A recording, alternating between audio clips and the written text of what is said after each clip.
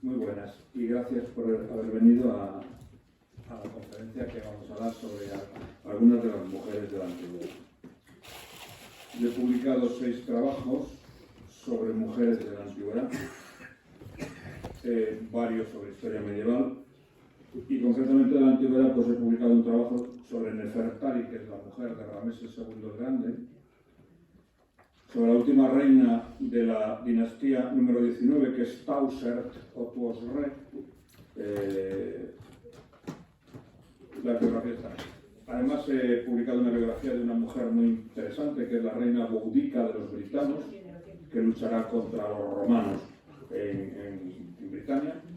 De otra mujer extraña, muy extraña, que es Julia Domna, la mujer de Septimio Severo. Septimio Severo es uno de los emperadores que me interesa mucho, y ella también. Septimio Severo me interesa porque era en Román Paladino un fan de Aníbal. Yo soy un pro cartaginés. Creo que tuvimos mala suerte en la humanidad en que ganara Roma y no Cartago. Entre otras razones, ya que vamos a hablar de mujeres, las mujeres en Cartago tenían una personalidad muy diferenciada y en Roma pues pintaban mucho menos. Pero bueno, nunca ganamos los buenos, la cultural por eso va a bajar. Entonces voy a dar unas pinceladas de 4 de ellas. He traído una serie de libros, ustedes pueden mirarlos. Los libros cada uno vale 30 euros. El que compre uno le regalo 2 trabajos de historia de currículum. El que compre 2, 3, claro, indudablemente alguna de las mujeres. Y el que compre 3 libros, pues le regalaré a toda la familia de Urraca, es decir, a su abuelo, a su abuela, a su padre, a su hijo, etc. A su marido no, porque no tengo nada de su marido.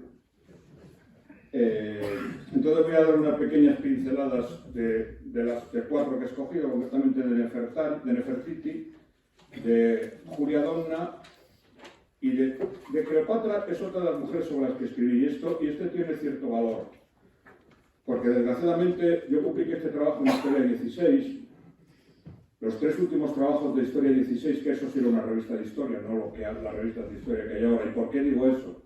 Y no voy a ser... no voy a tener acrimonia, sino porque en esta Historia 16 te permitía publicar bibliografía. Y en las revistas de historia que hay actualmente, como bueno, muchas otras, no te permite más que poner 2 o 3 libros. Y felizmente, siendo un leonés, las 3 últimas historias 16 fueron en portada 3 trabajos míos, y uno de ellos fue el de Cleopatra. Otro fue el de la Tercera Cruzada de Ricardo Corazón de León y otro el de Esparta. Entonces tiene un valor especial porque, bueno, a partir de ese momento esta revista, que era magnífica, desaparece. Entonces voy a hablar algunas cosas sobre Julia Domna, sobre Cleopatra, algunos de los capítulos, sobre Boudica y sobre Nefertari. Empezaremos diciendo, por ejemplo, la definición que hay de Nefertari, ¿no? La mujer, como ya he sabido, de Amenofis IV, de Akenatón, el que llaman el faraón impío, un personaje muy interesante y muy extraño. Se habla del monoteísmo del dios Atón, pero yo creo que está mal estudiada la cuestión, porque Atón para el faraón Amenofis IV y para Nefertiti y Amenofis IV es el reflejo del dios. El sol no es el dios, es el reflejo del dios. Un dios monoteísta, etc., ¿no? Ese comportamiento no le hizo mucha gracia a los sacerdotes de Amón, a los sacerdotes de Tebas, que perdían todo su poder rodeados por un personaje tan extraño como era Amenofis IV o Akenatón. Pero ya su padre, Amenofis III, el rey Sol, ya tenía una tendencia al monoteísmo, por lo que fuera. Y además crearon una nueva ciudad que se llamó Aketatón, hoy se llama Teleramarna, de la que cuando muere Akenatón y cuando muere Nefertiti, porque no se sabe si Nefertiti es la que sustituye a Akenatón después, porque hay un faraón allí muy extraño que puede ser Esmencaré. El odio que generó esta ciudad y sobre todo el monoteísmo al staff, a la política egipcia, conllevó que el último faraón, el último monarca, no sé por qué digo faraón, porque está muy mal dicho, es rey. El título de faraón es de la dinastía XIX, porque que la dinastía XIX, como saben ustedes, es Ramsés I, Setos I y Ramsés II el Grande, ¿no? Y Merneptah. ¿Por qué? Porque a partir de la dinastía XIX, los faraones se equiparan a su casa, Er-Aa, que es la casa del rey, la casa del faraón, y a partir de ese momento empiezan a llamarse faraones. Hasta la dinastía XVIII el título sería rey.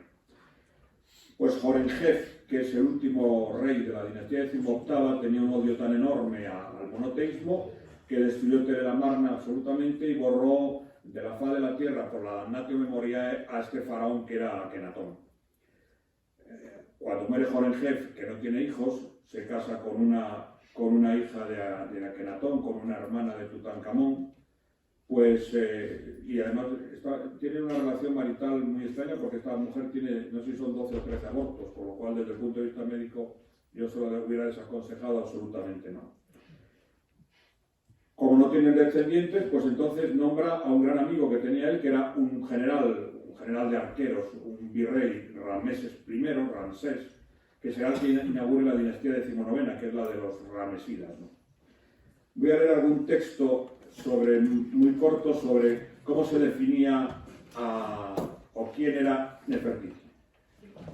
El matrimonio entre Nefertiti y Akenatón o Amenofis IV va a desmontar el mecanismo diseñado por uno de los grandes reyes de esta dinastía, que es Tutmosis III. Tutmosis III lo llaman el Napoleón egipcio. Por cierto, si les interesa saberlo, Tutmosis III medía 1,55 m. Porque tengo una manía como médico que me gusta mucho la historia forense y tengo más de 300 personajes de la estatura de los personajes de la antigüedad. Y de la antigüedad, de la Edad Media y de todas partes. Y de todas las épocas. Concretamente, probablemente Ramsés II midiera más de 1,85. El matrimonio entre Nefertiti y Amenofis IV va a desmontar el mecanismo diseñado por este gran rey, Tutmosis III, que es el sobrino de Hatshepsut, tiene una relación muy extraña con su tía, que intentaba limitar el libre acceso de las mujeres al control del trono egipcio, sobre todo porque, bueno, había tenido que compartirlo con su tía Hatshepsut, y esto, pues, probablemente a Tutmosis III no le había hecho mucha gracia. Con el linaje de la dinastía XVIII, que es Amosis Nefertari, primaba sobre cualquier consideración el que el linaje fuera, digamos, masculino. Antes de comenzar a apoyar el culto atónico, la reina Nefertiti tenía ya templos exclusivos. Por ejemplo, el templo de la mansión del Benben, que albergaba algo parecido al piramidión utilizado en el culto solar de la ciudad y del templo de Heliópolis. En 3 de los 4 lados de sus pilares se ve a Nefertiti acompañada de su hija Meriatón, que también se desposaría con su padre Amenofis IV. Se casó con alguna de sus hijas. La princesa agita un sistro y en el cuarto lado la reina realiza ofrendas al dios Atón. Es muy curiosa esta familia porque tienen una relación que no es habitual en ese hierarquismo que tienen las representaciones egipcias. Hay una representación en que Akenatón y Nefertiti se están besando en la boca y besan a sus hijas y las tienen sentadas sobre ellas. Quiere decir que estos dos personajes, este matrimonio, esta pareja, la gran reina sería Nefertiti con el gran rey, tenían un comportamiento familiar que no era habitual y probablemente escandaloso en Egipto, ¿no? Pero lo paradójico es que Nefertiti va a tener tantísimo poder que no se sabe si cuando muere Akenatón, ese extraño faraón que aparece, ese extraño monarca que aparece, podría ser ella trasladada al cargo o al puesto de rey de Egipto, ¿no? Como ya saben ustedes, Egipto es el reino de las dos tierras, el Alto y el Bajo Egipto. El Bajo Egipto sería el más alto en el mapa, el del delta, siempre son más débiles, más blandos. Todas las invasiones suelen venir siempre del norte, del Alto Egipto, del desierto, ¿no? El rey está próximo a su muerte y además es muy curioso porque probablemente haya muerto de un problema hepático o renal, porque tiene un abdomen prominente. Existen caricaturas zoomórficas de monos que se burlan del puesto del rey, del rol que ocupa el faraón Akenatón. Tras el mes de la vendimia de su 17º cumpleaños regio, Akenatón pasa mejor vida, se muere, y poco tiempo después ese edificio político-religioso monoteísta de Amarna, de Telelamarna, se va a desmoronar para siempre. Pero hay una extrañísima reina que se llama Damahunzu, que no se sabe qué relación podría tener con la corte, porque además interviene después Tutankamón. Hay un faraón que es un rey, que es Ay, que es el abuelo de Tutankamón, que tiene una relación extrañísima con el imperio hitita. Por ese momento en Asia Menor quien manda no es Egipto, en esta dinastía final XVIII bastante degradada, sino el que manda es el imperio hitita, gobernado por un rey impresionante del que yo he publicado una biografía que se llama Suppiluliuma I. Es uno de los grandes reyes de la antigüedad, uno de los grandes reyes de Mesopotamia. Y quiero decir una cosa con respecto a Mesopotamia y con respecto a las mujeres, ya que estamos hablando de mujeres. En Babilonia, en el reino de Babilonia, en el imperio babilónico, las mujeres tienen igual categoría que los varones, incluso en algunos momentos sociales superiores. En Hatti, en los hititas, también lo mismo. Y obviamente en Asiria no, en Asiria están, digamos, por debajo, pero en los sumerios, este pueblo que llaman los pueblos porque se pintaban de negro, las mujeres tienen igual categoría social y política que los varones, dependiendo del imperio de que se trate, etc. Ahora voy a leerles algo sobre Cleopatra, si les parece bien, el capítulo de la muerte de Marco Antonio y la muerte de Cleopatra, que está absolutamente condensado en todos los libros, en todas las películas y todo. Marco Antonio, por cierto, Marco Antonio, según Marco Tulio Cicerón, era el mayor borracho de Roma. Y esta gracia de Cicerón, que le llamaba el mayor borracho de Roma, que probablemente lo fuera, conllevó el que en la lista que hacen Octaviano, Lépido en el triunvirato y Antonio, el primero que aparece para cortarle la cabeza es precisamente Cicerón.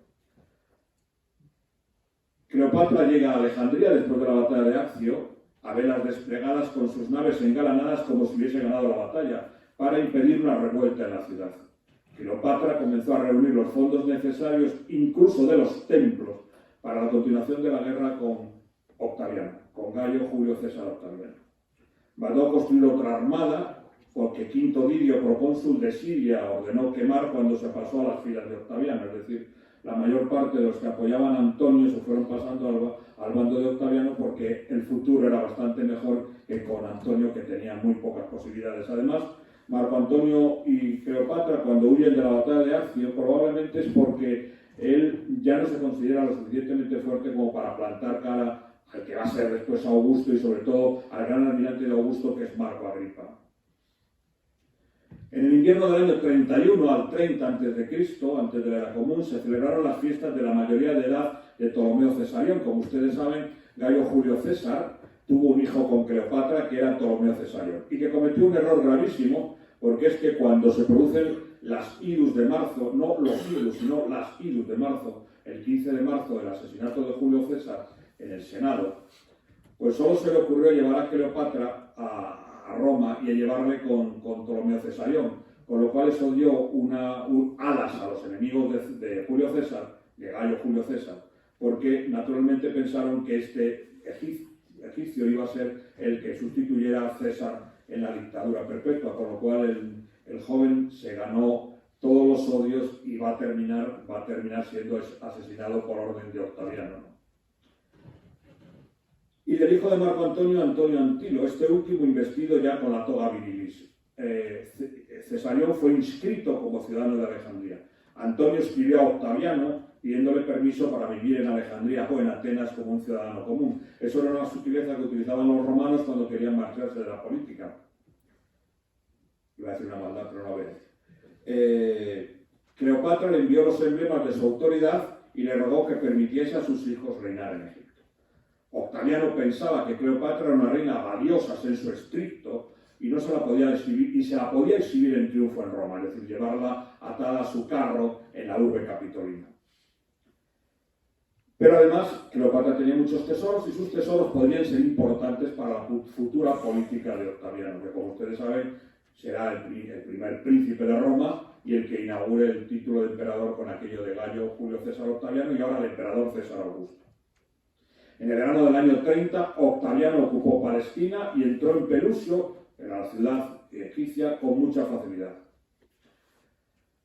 Unos días después desertaban la flota entera y la caballería que se pasaban al bando de Octaviano. El 1 de agosto del año 30, Octaviano ocupó Alejandría y ese mismo día murió Marco Antonio. Y dice Plutarco, eludiendo cobardemente su responsabilidad de suicidándose. Como ya saben, se clavó un cuchillo.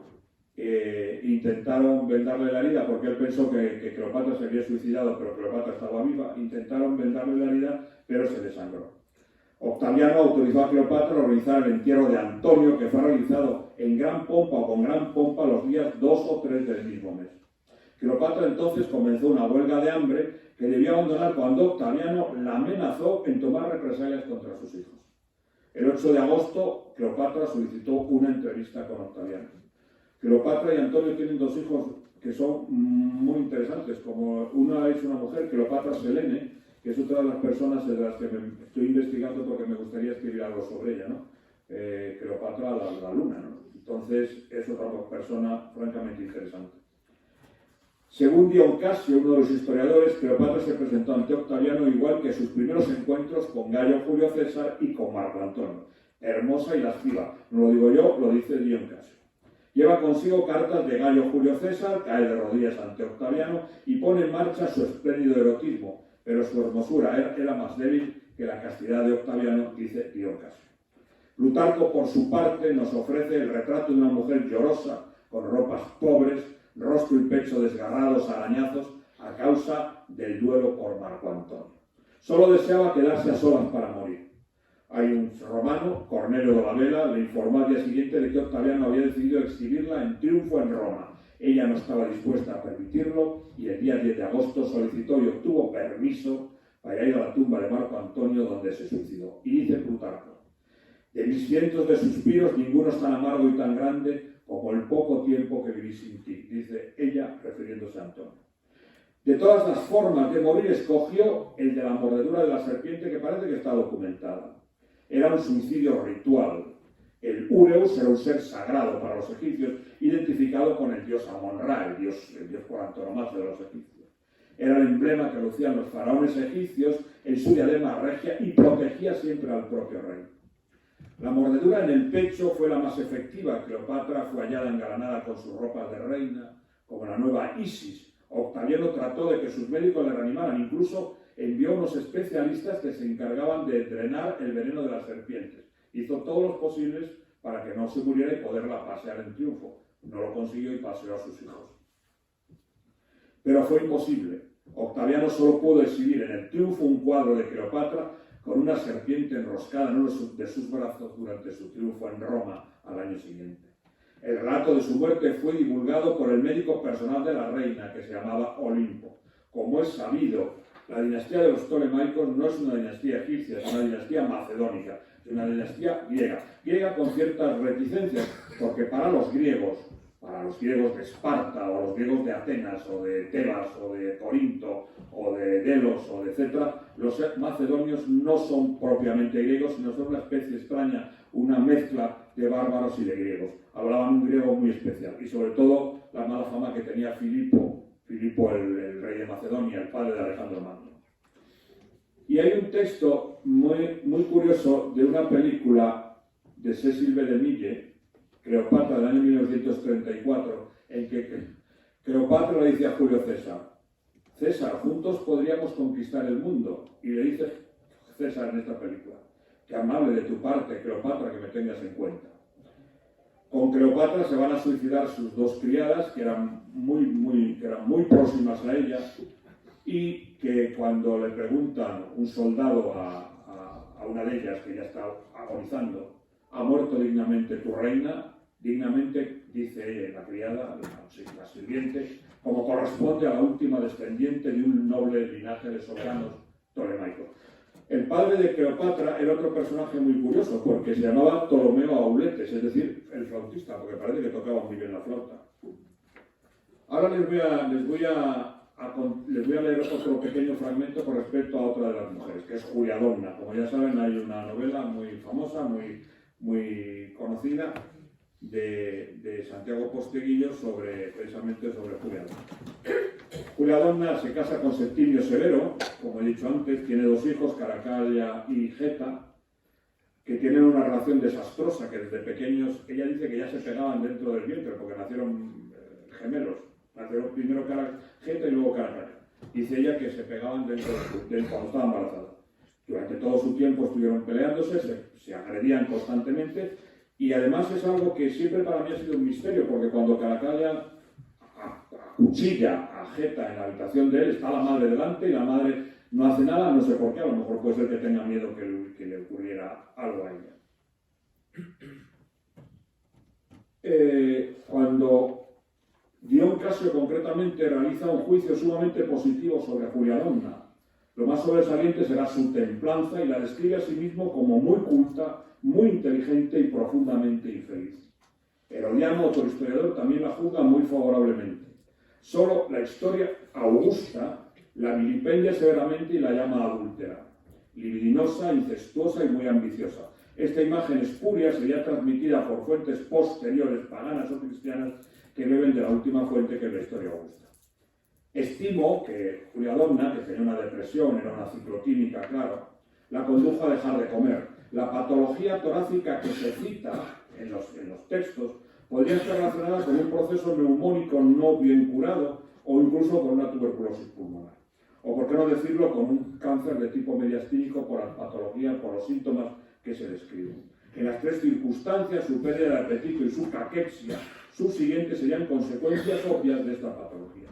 Se ha citado siempre que los tuberculosos, los tísicos, como se decía en el siglo XIX, sufrían problemas anímicos importantes. Uno de los tuberculosos por antonomasia es Federico Chopin. Federico Chopin es un maníaco depresivo de libro, vamos. Se ha citado siempre esto, que tenían alteraciones importantes, o un síndrome maníaco-depresivo o una psicosis reactiva. El caso patognomónico, como les he dicho, es el de Federico Chopin. Al ser informada de que su hijo Caracalla ha muerto el emperador, pues lógicamente esto le produce una enorme depresión en Juliadonna. Entonces Juliadonna, que se encontraba en Antioquía, al ser informada de que el emperador había muerto, quedó tan afectado que se dio un golpe violento, se agredió a sí misma y trató de morir de hambre. El nuevo emperador, que se llama Macrino, porque además en este momento los emperadores duran muy poco tiempo y hay muchísimos, un número enorme. Concretamente hay uno que es Maximino el Tracio, que dicen que medía 2,34 metros o 2,40 metros de estatura, y que para provocar a los legionarios romanos, por eso lo mataron, claro, lógicamente. El muy cochino comía delante de los legionarios 10 o 12 pollos y después vomitaba para provocar a las legiones. Con lo cual a los legionarios les hizo tanta gracia que terminaron liquidándolos, porque eso no era un comportamiento. Por lo fácil que hubiera sido tomar primperano o Motilium, ¿no? Para no vomitar. Pero bueno. Juliadonna, por lo tanto, dejó de comer y se abandonó a su suerte hasta morir. Su cadáver fue enterrado en el mausoleo de Augusto. Más adelante, su hermana Julia Mesa la enterraría en el homónimo de los Antoninos, junto a su esposo Septimio Severo y a sus hijos Geta y Caracalla. Macrino decretó la apoteosis imperial y a Caracalla y a Juliadonna se les concedieron honores divinos. Y ahora les voy a leer la batalla famosa de Wolding Street, en que Boudica lucha contra los romanos, lucha concretamente contra Gayo Suetonio Paulino, que es digamos, el procónsul de Britania. Esta es una mujer que tiene también muchísimo interés, entre otras razones porque tiene un concepto muy importante de identidad, ¿no? Lógicamente no le gustan los romanos, no me gustan a mí y vivo en León y vivo en Avilés. ¿Cómo le va a gustar a esta? Sobre todo porque los romanos tenían la mala costumbre que se les ocurre a los políticos a partir de ese momento de cobrar impuestos a los demás. Y entonces los pueblos reaccionaban con cierta reticencia a este comportamiento. Será la confrontación que acabará con todo, la victoria de los romanos será clara. Además, en ese momento, obviamente, Boudica y su hija, que luchan las dos, porque es viuda, contra los romanos, va a demostrar que tiene una capacidad enorme para la guerra y para la batalla y para la victoria, que no se produce por algún error en relación con cómo se desarrolla la batalla.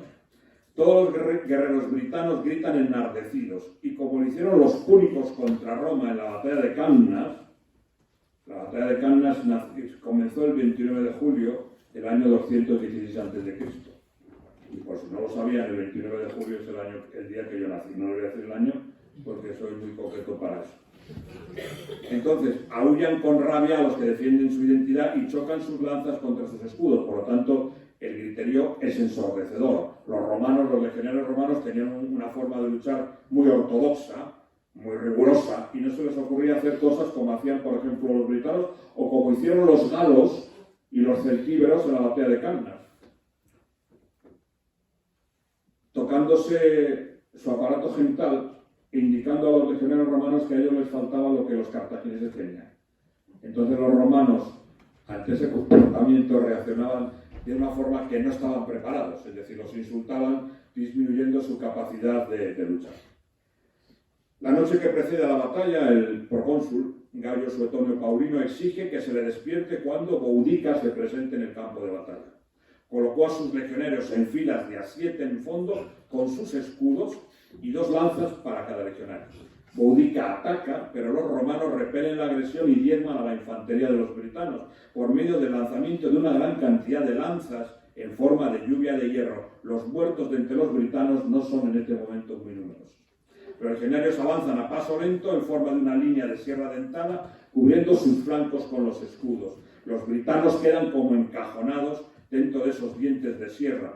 Craso error, ya que los legionarios de las primeras filas atravesaron a centenares de enemigos casi sin recibir daño. Cada 5 minutos, más o menos, los legionarios de la primera fila eran reemplazados por legionarios de la siguiente fila, muy frescos y con el armamento listo. La táctica era una especie de rueda dentada de sustitución. A priori, Boudica, según indica Dion Casio, había arengado a sus guerreros tratando de mentalizarlos para lo que se estaba preparando. Dion Casio pretende, aunque redactase el texto 100 años después y nunca estuvo en Britania, denunciar la enorme y lamentabilísima corrupción y degeneración del Imperio Romano, regido en ese momento histórico por la dinastía llamada dinastía militar o dinastía de los severos, que no es más, estoy hablando de la época de Dion Casio, que no es más que la continuación de la dinastía Julio-Claudia, la de Augusto y Tiberio y Calígula, la de los Flavios, que es Vespasiano, Tito y Domiciano, y la de los Antoninos, en que el primer emperador es Nerva, un senador, y luego viene Trajano, Adriano, etc. En ese discurso, posiblemente inventado, Boudica iguala a varones con mujeres y además enaltece la honesta rudeza de los britanos frente a la moral imperio del Senatus Populis Romano, es decir, el imperio de Roma. Se cree que Boudica participaría en algún ritual religioso basado en el culto de los druidas.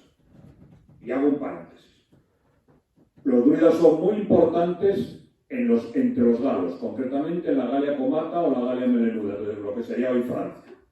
Y a pesar de algunos historiadores, tienen muy poca importancia entre los celtas hispanos, es decir, el influjo de los sacerdotes en la rebelión de los celtíberos contra Roma fue prácticamente nula, pero sí entre los britanos y sí entre los galos. El poder de los sacerdotes celtas, reitero, sería siempre muy grande en casi todos los pueblos de cultura celta, salvo entre los celtíberos o celtas hispanos, conformados, como ustedes saben, los celtas hispanos por 5 gentilidades: arébacos, que serían los de Numancia, belos, titos, lusones y perentones. En esa batalla, el ejército de los britanos está conformado por unos cientos de guerreros muy preparados, bien equipados y entrenados ya en las diversas batallas mantenidas contra Roma. Pero el resto de los soldados de Boudica son miles de campesinos armados con las armas más variopintas, muy valientes, pero bastante indisciplinados. Cada uno de ellos se agrupa alrededor del estandarte de su clan y siguen a sus respectivos paterfamilias. En momentos determinados de la malhadada batalla, sus veteranos profesionales consiguieron atravesar a la formación legionaria romana en algunos puntos concretos, pero cuando ya agotados fueron sustituidos por los menos experimentados, la batalla tomó el cariz de la victoria hacia el bando del águila imperial romana. Los celtas tenían un defecto importante y Aníbal sabía en las luchas que tiene contra Roma. ¿Les molesta el ruido este que hago? No. Aníbal sabía perfectamente cómo hacían los galos. Los galos luchaban rápidamente y se daban la vuelta, y entonces utilizaba a los celtas hispanos, que eran muy rigurosos, los ponía junto a los galos de la Galia Cisalpina, de lo que hoy sería el norte de Italia, para que no se dieran la vuelta y huyeran. Los celtas hispanos eran bastante más serios, los celtíberos. Los celtas tenían un defecto importante, como he dicho, el cual consistía en que si no ganaban los primeros momentos de la batalla, se cansaban, se hacían inconstantes y se daban la vuelta. Los britanos tratan de huir cuando la desesperación les invade, ya no pueden escapar. Los romanos no respetan ni a los familiares de los guerreros. Los que consiguen huir lo hacen en todas direcciones y sin rumbo fijo. El cuerpo de la reina nunca fue encontrado y por lo tanto los romanos nunca pudieron exhibir sus despojos en sus habituales ceremonias triunfales en Roma. Que como ya saben iban en un carro el ganador, el procónsul, el pretor, y detrás iba una especie de esclavo que le decía: acuérdate que eres un hombre, ¿no? Que no te creas que eres algo superior. No sé si eso representaba algo para César o para alguno de ellos. La represión que Gayo Suetonio Paulino desató sobre los britanos fue pavorosa, ya que el gobernador dio órdenes taxativas de que se exterminase a todos los máximos posibles que no hubieran escapado de los bosques, incluyendo y sobre todo a los niños y a las embarazadas, a los niños y a las niñas y a las embarazadas. Este comportamiento produjo una gran cantidad de protestas en Roma, incluso intentaron juzgarlo, pero los juicios que hacía el Senado con sus iguales eran una auténtica broma. Se estima que murieron unos 40.000 britanos. Tácito escribe que la reina Boudica acabó suicidándose con veneno y ni ella ni sus hijas fueron encontradas nunca, pero dio un caso de una versión totalmente diferente. Las represalias romanas contra los britanos fueron tan terroríficas que durante los siguientes 400 años no hubo ni la más mínima algarada antirromana y muchos britanos huyeron hacia la Galia, fundando lo que es la actual región de Bretaña, en Francia. Hasta tal punto son los hechos así de horrorosos que incluso a posteriori el mismo emperador Nerón calificó como muy duro e incomprensible el trato dado a los britanos. En el mes de febrero del año 2015, en las excavaciones realizadas en Chichester, Gloucestershire, se halló una estela funeraria con la nominación de una difunta reina llamada Boudica.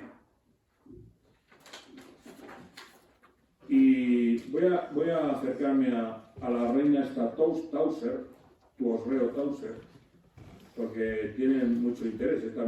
Ella es reina titular, ¿no? Hay 3 reinas titulares en Egipto que son Hatshepsut, Tauser y Nefertiti.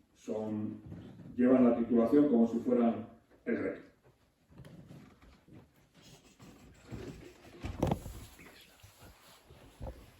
A ver, Tauser tiene una presencia atestiguada en la península del Sinaí y en Palestina, realizando construcciones perpetuadoras en Tebas. Aquí se hizo edificar su templo funerario al sur del Rameseu y también en Heliópolis.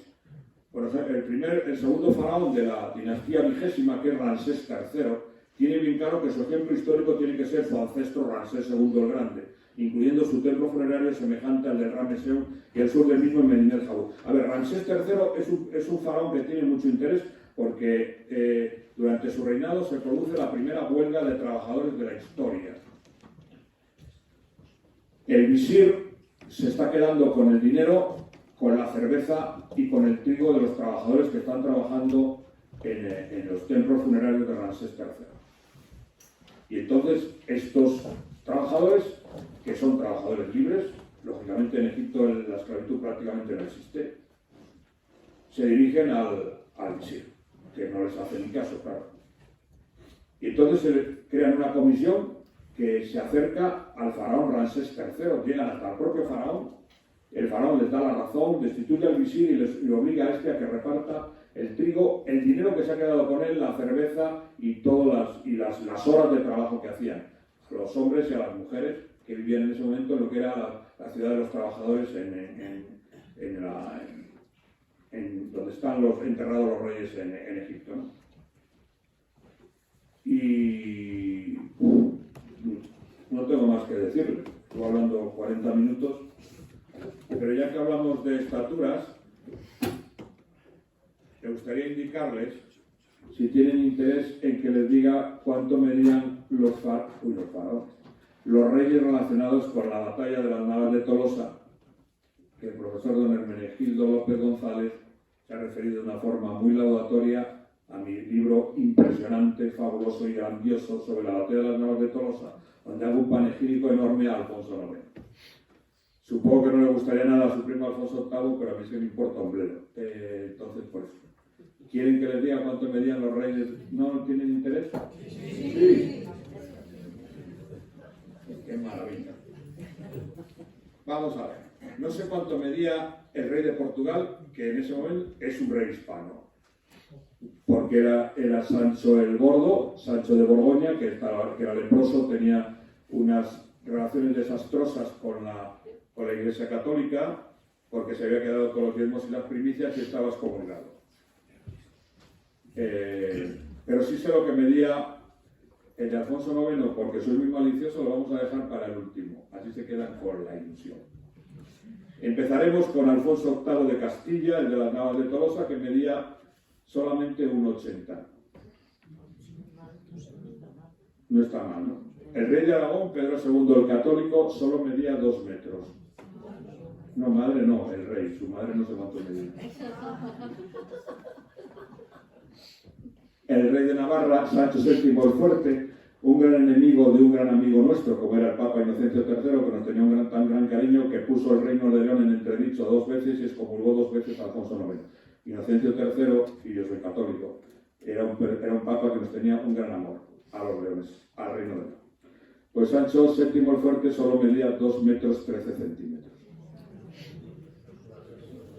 Y Alfonso IX de León solo medía 1,90.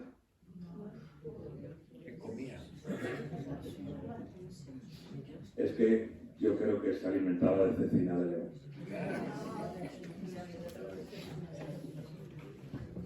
Y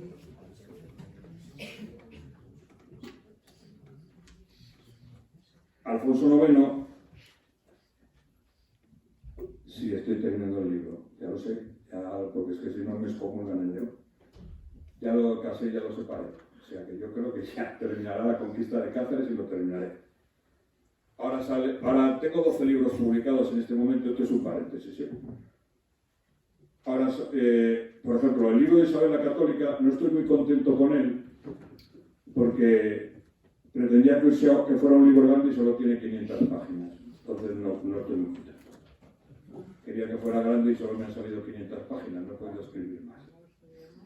Y como siempre, por eso soy un leonés. Ahí está, y de León, por todas partes. Y los comuneros de León, con el león bien separado. Ahora sale un libro sobre un personaje que me ha dado mucha alegría, porque es un rey que a los médicos... yo hago en todos mis libros un estudio sobre las patologías de los reyes. Y además, tiene un capítulo, mis libros, es un capítulo absolutamente revolucionario, que a lo mejor termino en la cárcel, porque se titula, bueno, la cantidad de páginas que he escrito ya, se titula Prontuario del Reino de León, donde pongo todo tipo de textos, ninguno mío, sobre la existencia del Reino de León. Fíjense que ya tengo, madre mía, casi 100 páginas donde indico que el Reino de León no desapareció. Esto va creciendo. Yo creo que dentro de poco termino en la cárcel de Villalar.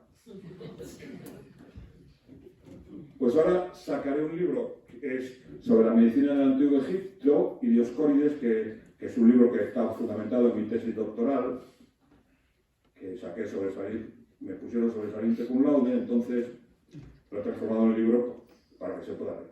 Y el siguiente que sale ahora es sobre Ordoño IV, que es un personaje que me ha dado mucho juego, porque no quería ser rey, le obligaron a ser rey, lo casaron, etc. Es un personaje que psicológicamente me ha dado mucho juego. Y luego ya tengo terminado otro libro sobre García I, también rey de León, y doy mi palabra de honor de que terminaré ya Alfonso IX, total, solo llevo 4 años con él. Que ya lo casé, ya lo descasé, ya va a conquistar Cáceres, y yo creo que después de Cáceres lo terminaré seguro, ¿no? Sí, seguro. En Egipto lo termino, de verdad, lo prometo. Porque es que me amenazan que cuando termino el de Alfonso IX, pues lo terminaré. Y después haré un libro sobre su mujer, Berenguera, que la tengo verdadera simpatía. Y en cuanto a las próximas biografías que voy a hacer sobre mujeres, porque yo tengo una página en la Gaceta de Almería donde puedo publicar todas las páginas que quiera, hasta 100 hojas, 200, se llama Personajes de la Historia y es mía. Hay una mujer impresionante que he traído aquí a que compre alguno de mis libros, les voy a regalar fotos. ¿Dónde están? Traigo pinturas de uno de los mejores pintores de Galicia, mi amigo Alfredo Herías, que me ha hecho pinturas de este tipo. Pues una de las mujeres más importantes es Vivia Sabina, que es una persona que sabía poco de ella, ahora ya sé más porque he comprado algún libro de ella. Es la mujer de Adriano, del emperador Adriano, y es la que dirige la política en Roma. No la dirige él porque él se dedica a eso que hizo en esta Vivia Sabina. Eso que hizo en el muro, ahí en Gran Bretaña, el muro de Adriano, para separar la civilización romana de aquellos salvajes scots y pictos, que como ustedes saben, los pictos se pintaban la cara de azul. Bueno, ya no tengo más que decirles. Si quieren preguntarme algo, pues me pueden preguntar.